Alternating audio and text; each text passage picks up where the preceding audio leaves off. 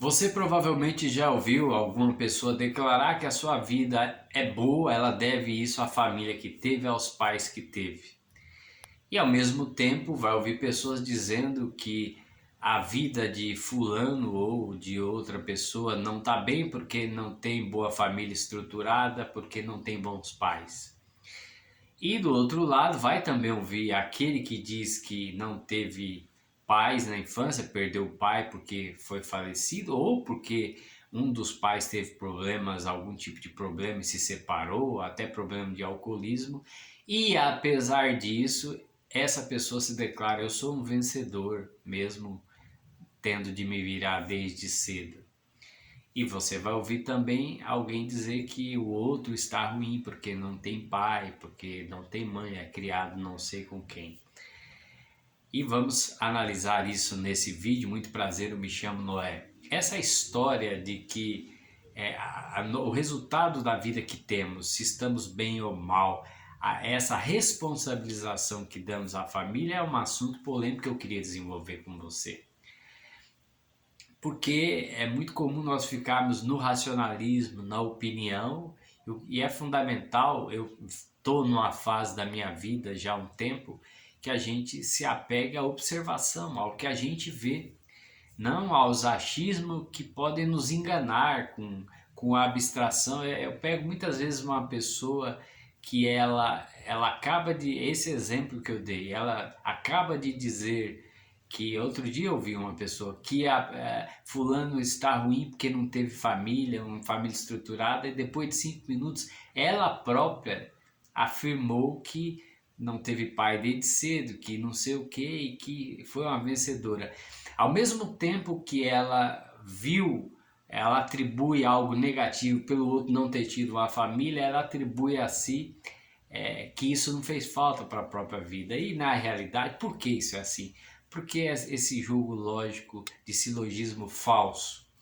Na realidade, é que por detrás disso nós estamos no jogo do fingimento empático, que é uma cultura muito atual hoje em dia, que as pessoas, para ficarem bem com os amigos, precisam de se apresentar como aquelas que estão preocupadas com as pessoas, que amam o próximo, essa coisa toda. E todo esse fingimento empático, ele contamina a lógica da vida, contamina a visão verdadeira das coisas, e aquilo que poderia ser um argumento para a gente compreender as coisas e melhorar o nosso caminho, enxergar as coisas para melhorar, acaba ficando comprometido. Então essa obsessão falsa por santidade, por humanismo, ela acaba atrapalhando a gente de ter uma vida melhor e atrapalhando as decisões em todos os setores da vida para que o mundo vá para um lugar melhor para as pessoas.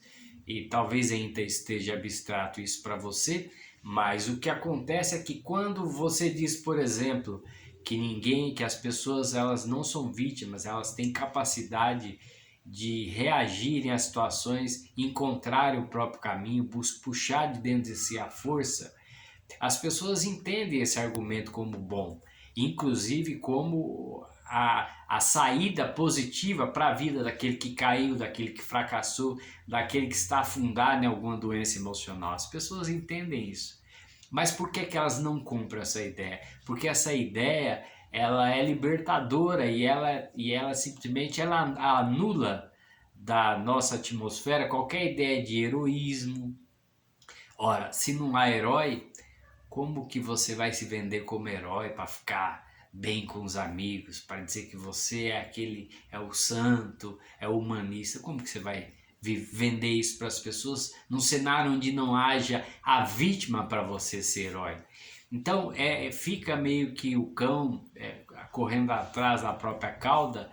Essa situação de miséria humana, social, perpetua, porque a gente não sai desse círculo de vaidade que da nossa natureza nós acabamos caindo nessa vaidade de sermos bacaninhas e bonzinhos e tal, os empáticos, e isso acaba nos levando a um discurso, a situações tomamos decisões, governantes, todo mundo toma decisões baseado nisso, e a situação do mundo piora, a situação da vida das pessoas piora. Então, o meu ponto aqui é que você precisa entender que nós não somos vítimas de nada. E essa história, então, da criação de família, eu sempre gosto de usar a seguinte comparação: você tem dois irmãos que tiveram a mesma educação, e um é água, o outro é óleo, são absolutamente diferentes, e eles estavam debaixo da mesma criação. Eu uso esse argumento, as pessoas querem aceitar, mas por que também não aceitam? Porque isso vai fazê-las combater dentro de si o heroísmo.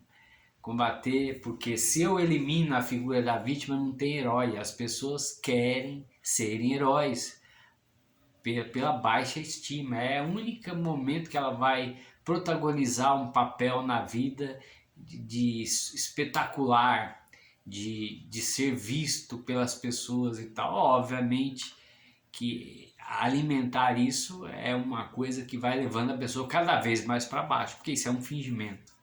A única coisa verdadeira é que a gente precisa tomar contato com a gente, gostar da gente em termos da nossa alma, do que nós somos, e estar em contato, valorizar o nosso jeito de ser, o nosso ritmo, o nosso querer, é o que vai nos dar gosto com a vida.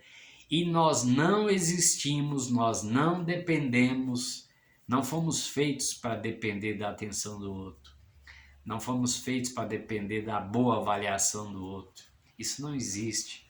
A nossa natureza ela é emocionalmente independente. Nós somos feitos para trocarmos emoções, momento com as pessoas de uma maneira voluntária, espontânea, natural. Pessoas, não a pessoa A, B ou C, e para trocar. E nós não fomos feitos para vivermos como mendigando isso nas pessoas. Então isso já é um parênteses para fechar, para voltar na questão inicial dessa história do quanto da nossa educação familiar realmente influencia na nossa vida. Olha para você, o quanto dos seus pais tem a ver com o que você é hoje. Realmente tem tudo a ver? Você é realmente a pessoa que é? E se você...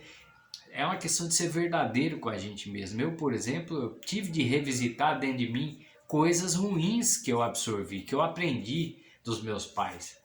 Mas isso não é uma maneira de apedrejá-los. As pessoas fazem o que fazem. Eu tenho um filho de 5 anos, se eu tivesse esse filho 15 anos atrás, eu teria julgado muitas crenças ruins nele, crenças más. Mas por quê? Porque traz resultado ruim, mal. Então não é aqui apedrejar o pai e a mãe, é a questão de ser verdadeiro com a gente e reconhecer, apesar do pai e da mãe, de qualquer pessoa que você admire, nem sempre você absorveu coisas boas e muitas vezes absorveu coisas ruins, sim. Então eu fui criado, por exemplo, dentro do estímulo do medo. O medo como uma coisa protetora, uma estratégia de vida que me levaria para algo bom, e não. Isso paralisou minha vida por alguns anos, eu tive de refazer e hoje modalizar minha vida pela coragem. A coragem é o fator, para mim, decisivo na vida. E aliás, eu sou um admirador de pessoas corajosas, não tenho admiração nenhuma por pessoas medrosas, por pessoas que vivem no medo. Eu procuro exercitar no dia a dia uma espontaneidade e um lado autêntico de ser, que tem a ver com expressar coragem na vida. Então, essa política do fingimento para não desagradar, ela não me interessa, porque o fingimento tem a ver com medo, expressar o medo no mundo. Isso traz, e não é para dizer que eu quero ser autêntico e não fingir, para dizer que eu sou bom. E não é essa, é pelo efeito emocional que isso tem na nossa vida. O fingimento ele enfraquece você, a sua alma, o seu querer, tira você de em busca dos seus objetivos, enfraquece você, o seu espírito.